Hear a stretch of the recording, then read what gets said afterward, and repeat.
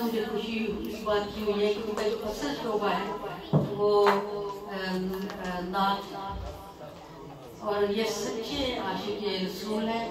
और मेरे भाई ने भी नातों की बहुत नाते लिखे थे, जवानी में ही बहुत हो गए थे। उनकी जो टेप का मिसरा था, नात उस बंदा खुशबख्त की होती है कबूल, जिसका सरमाया हस्ती हो फकत इश्क रसूल। तो वो मैंने जो स्पार्क में देखा इश्क रसूल का, तो आज का दिन तो हमारा पार जो हमने एक आशिक रसूल के साथ किया। तो अल्लाह ताला इनको मज़ीद उम्र दराज अता करे, अपनी मोहलत अता करे कि हम जैसे लोगों का ये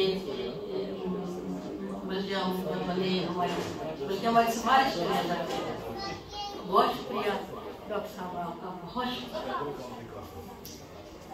अब नफरतों, कदूरतों और इंतकाम के इस खूंखार जंगल में बासफा इंसानों का सिर्फ एक कल्ब कबीला है जो मोहब्बत और इखलास और वफाए वतन के फूल काश्त करके दुनिया में अमन और सलामती की खुशबू फैला सकता है।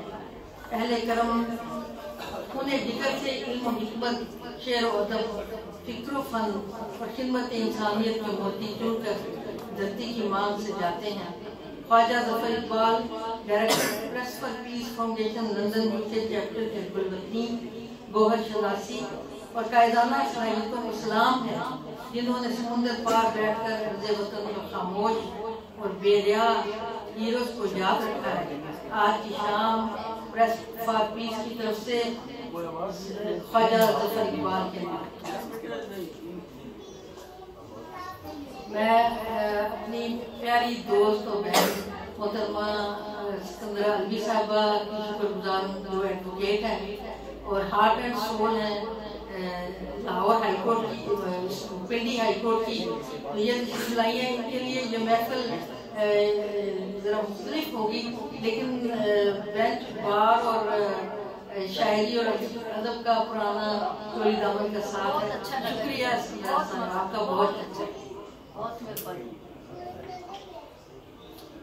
मेरे प्यारे बच्चों, कुछ मेरे भाई हैं डॉक्टर एहसान साहब जैसे, और मेरी बहन महमूदा, और मुझे ज्यादा अपने बच्चे ही नजर आ रहे हैं। एक बात